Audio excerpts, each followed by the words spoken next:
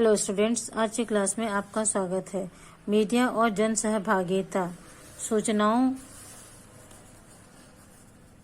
विचारों और भावनाओं को लिखित, मौखिक या दृश्य श्रव्य माध्यमों के जरिए सफलतापूर्वक एक दूसरे तक पहुंचाना संचार है।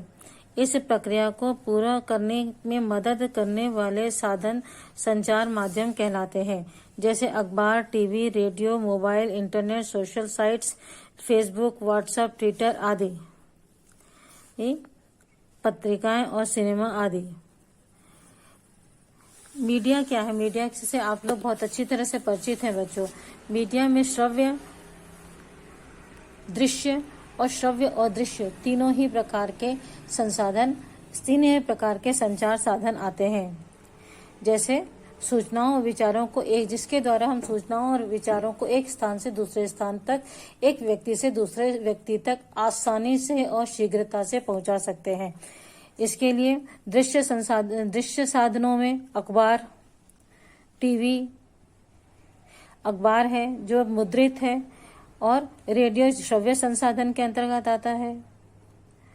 Mobile, internet, social sites, TV, ये सभी जो है मीडिया के सशक्त संसाधन हैं, जिसके द्वारा हम जन सहभागिता और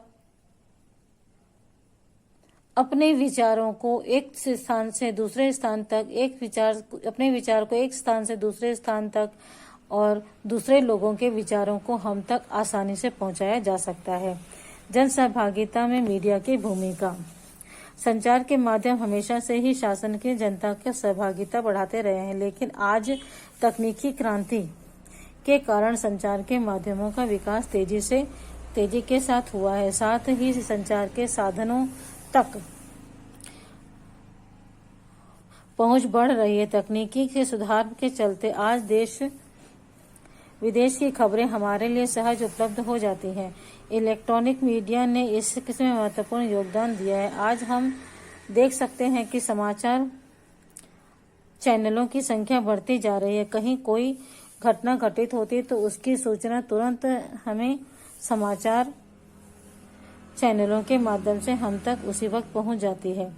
आपने देखा है न्यूज में, समाचार पत्र पत्रिकाओं में तो शायद बाद में आता है, लेकिन समाचार जो टीवी है और विशेषकर मोबाइल है, इंटरनेट, इसके जरिए विश्व में घटित होने वाली कोई भी घटना हम तक कुछ ही क्षणों में पहुंच जाती है। यह उन्नत संचार साधनों के द्वारा ही संभव हुआ है। आज इलेक्ट्रॉनिक मीडिया में इतना महत्वपूर्ण योगदान दिया है इन सब बातों के लिए, जिससे कि हम विश्व को कि किसी भी घटना को आसानी से हम तक पहुंच सकती है। इन संचार के साधनों ने शासन के लोगों की भागीदारी बहुत सहज ढंग से बढ़ाई है। संचार में के ये साधन केवल सूचनाओं को पहुंचाने का कार्य ही नहीं कर रहे, बल्कि जनमत बनाने में भी इनकी महत्वपूर्ण भूमिका हो गई है। अब लोग सरकार के किसी कार्य या किसी घटित घटना पर मीडिया की खबरों के आधार पर अपनी राय बना लेते हैं। साथ ही बहुत तेजी से अपनी राय लोगों तक पहुंचाया भी देते हैं। हाल ही के दिनों में ऐसी अनेक घटनाएं हमारे सामने आई हैं जिनमें मीडिया ने जनमत तैयार किया है। मीडिया में बच्चों कोई भी जानकारी तुरंत हम तक पहुंचती है और हम अपने विचार उस घटना पर, उस विषय पर तुरंत भेज भी सकते हैं। आपने व्हाट्सएप देखा है, फेसबुक है, ट्विटर है, इंस्टाग्राम है आदि पर जानकारियां कितनी शीघ्रता से पहुंचाई जा सकती। एक बटन क्लिक करते ही सारी जानकारी विश्व के दूसरे स्थानों पर पहुंच सकती है, विभिन्न स्थानों पर लोगों तक पहुंचाई जा सकती है। और इसी ने संचार साधनों ने शासन में लोगों की भागीदारी भी बहुत अच्छे ढंग से बढ़ाई है। कोई भी घटना हो, कोई भी बात हो, सरकार के हो या जनता की हो, उसे हम आसानी से एक दूसरे लोगों तक पहुंचा सकते हैं और अपनी बात को सरकार तक पहुंचा सकते हैं। इसके लिए मीडिया एक बहुत ही महत्वपूर्ण साधन है। अब लोग सरकार के किसी कार्य या किसी घटित घटना को मीडिया की खबरों के आधार पर अपनी राय बना लेते। जैसे मीडिया में लोगों के पास कोई जानकारी आती है, सरकार की हो या विश्व की कोई भी स्थान की जानकारी हो, लोग अपनी राय उस पर तुरंत सरकार को भेज सकते हैं या पहुंचा सकते हैं। साथ ही बहुत तेजी से अपनी राय तक लोगों तक भी पहुंचाते हैं। आप अगर देखेंगे वर्तमान में ऐसी अनेक घटनाएं घटी हैं जिससे कि लोगों की जानकारियां आसानी से उपलब्ध हो सकी हैं। निर्भया कांड में से सब लोग परिचित ही होंगे। दिल्ली की एक लड़की के साथ कुछ लड़कों ने अमानवीय हरकतें की। मीडिया के माध्यम से लोगों तक जब यह बात पहुंची तो लोगों ने अपनी राय एक दूसरे से साझा करना प्रारंभ कर दी। बहुत जल्दी इस घटना ने एक आंदोलन का रूप ले लिया। देश के अनेक हिस्सों में अपराधियों को सजा दिलवाने के लिए धरने प्रदर्शन किए गए। लोगों द्वारा सरकार पर पुराने कानूनों की जगह नए कानून बनाने का दबाव बनाया गया और इस दबाव में सबसे महत्वपूर्ण योगदान मीडिया का था।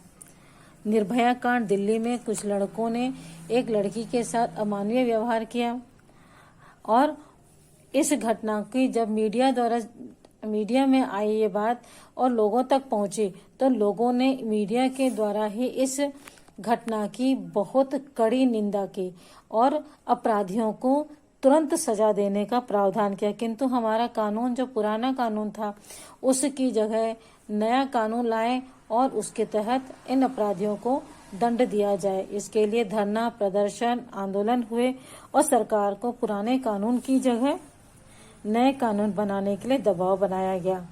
तो इस दबाव के में सबसे महत्वपूर्ण योगदान किसका था? मीडिया का था। लोगों का दबाव इतना अधिक था कि अंततः सरकार को पुराने कानून बदलाव करते हुए ऐसे कृत्य करने वाले लोगों के खिलाफ सजा को और अधिक सख्त कर दिया गया। और इस कानून का परिणाम स्वरूप अब यदि कोई 16 साल का लड़का किसी लड़की के साथ अमानवीय हरकत करता है तो उसे वयस्कों की भांति सजा दी जा सकेगी।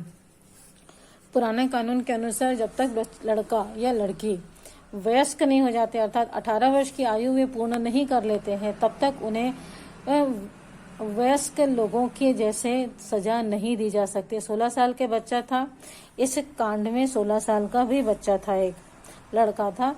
या इस समय कानून बनाया गया कि यदि वह 16 साल का है तो भी उसे वयस्कों की भांति इस अपराध के लिए सजा दी जा सकती है। पहले क्या कानून था? जब तक 18 वर्ष का बच्चा नहीं हो जाता है तब तक उसे किसी भी प्रकार के वयस्कों की भांति सजा नहीं दी जा सकती। ऐसे 16 साल के बच्चों को बाल गृह में भेज दिया जाता था, बाल सुधार गृह में भेज दिया जाता था और उसके बाद उस पर वहां रख करके उसको वहीं पर रख करके अपनी सजा पूरी करनी होती थी। लेकिन इस समय जो कानून में बदलाव आया उसमें यह कहा गया कि 16 साल का बच्चा भी है अगर तो उसे भी वयस्क लोगों की तरह सजा दी जानी चाहिए। और यह सब कैसे संभव हुआ? मीडिया के द्वारा। मीडिया ने इतना सशक्त भूमिका निभाई इसमें कि सरकार को झुकना पड़ा और कानून को में बदलाव लाना पड़ा।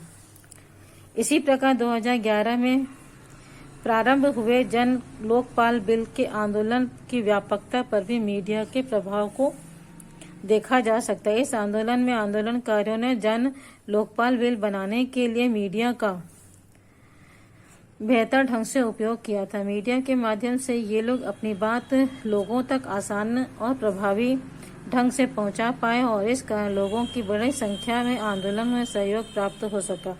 इसी प्रकार 2011 में जन लोकपाल बिल के लिए भी आंदोलन हुआ और मीडिया ने इसमें बहुत प्रभावी भूमिका अदा की थी और अंततः मीडिया के माध्यम से लोगों ने अपनी बात लोगों तक आसानी और प्रभावशाली तरीके से पहुंचाया और इस कारण लोगों की बड़ी संख्या में इस आंदोलन में सहयोग प्राप्त हो सका। इसी प्रकार बदलते हुए समाज की जरूरतों के अनुसार मीडिया ने लोगों को शासन में भागीदारी के नए अवसर और नए विकल्प उपलब्ध कराए। शासन में जन सहभागिता बनाने में मीडिया और संचार के माध्यमों का महत्वपूर्ण भूमिका है। इसमें कोई दो मत नहीं है कि जन सहभागिता शासन में बढ़ाने के लिए मीडिया का एक महत्वपूर्ण साधन है। दूसरी तरफ मीडिया कुछ खतरे भी हैं। मीडिया में या तो सरकार के या बहुत धनी कंपनियों के हाथों में होती है। ये अपने निहित स्वार्थ और संकुचित हित के लिए अपने चैनल या पत्रिका का उपयोग कर सकते हैं। दूसरी तरफ किसी भी बात के दो पहलू होता है, एक पक्ष और दूसरा विपक्ष। जहां हम देखते हैं कि मीडिया में इतनी सारी महत्वपूर्ण जानकारियां हमें हासिल होती है और मीडिया का बहुत सशक्त माध्यम है हमारे लिए, वहीं उसके कुछ बुराइयां भी हैं। कारण यह है कि यह संभव है कि मीडिया में सरकार का या कुछ धनी लोगों का अधिकार हो, उस पे अपने धनी कंपनियों के हाथों में निहित होती है। तो ऐसा भी हो सकता है कि ये कंपनियां या सरकार अपने निहित स्वार्थों के लिए इस मीडिया का उपयोग करें। संकुचित हितों के लिए, अपने छोटे छोटे हितों के लिए सरकार भी और धनी कंपनियां भी इसका उपयोग कर सकती हैं। आमतौर पर मीडिया में काम करने वाले पत्रकार आदि शहरी मध्यम वर्ग के ही होते हैं, जो गरीब या ग्रामीण अंचल के लोगों की समस्याओं को अनदेखा कर सकते हैं। अगर मीडिया किसी खबर को गलत ढंग से लोगों तक पहुंचाती है तो लोग इसके प्रभाव में आ सकते हैं। राजनीतिक दल, दबाव समूह और अन्य संगठन अपने मत के प्रचार के लिए ऐसा कर सकते हैं। इसलिए मीडिया को इस बात का ध्यान रखना बहुत जरूरी है। मीडिया को हमेशा सकारात्मक पहल होनी चाहिए ताकि लोकतंत्र में उसकी भूमिका बढ़ती रहे।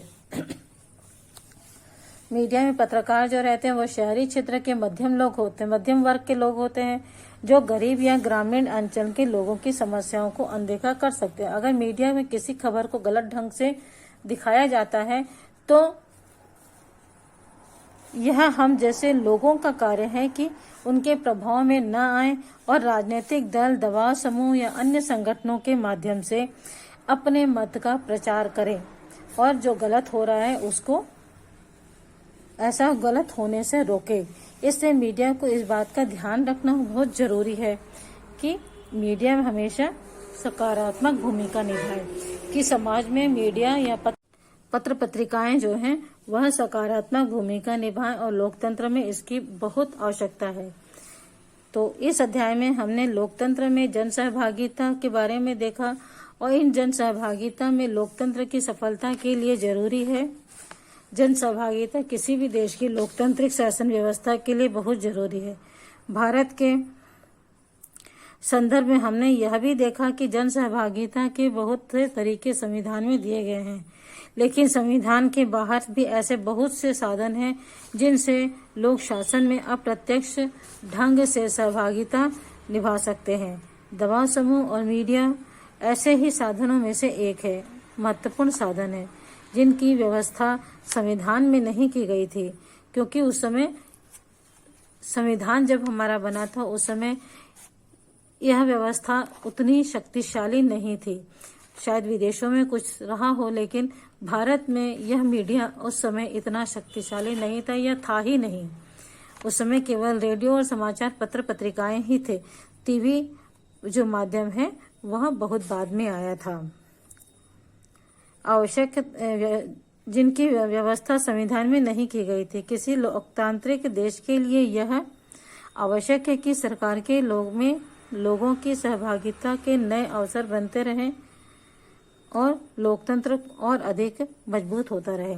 लोकतंत्र को मजबूत बनाने के लिए जन सहभागिता बहुत आवश्यक है, चाहे वह किसी भी माध्यम से हो, किसी भी तरीके से हो, लेकिन लोकतंत्र में जन लोगों का सहयोग और उनकी भागीदारी बहुत आवश्यक है और इसे ही लोकतंत्र में जन सहभागिता कहा जाता है। बच्चों, इस वीडियो में इतना ही। अगले वीडियो में हम इसके आगे देखेंगे। Okay, bye.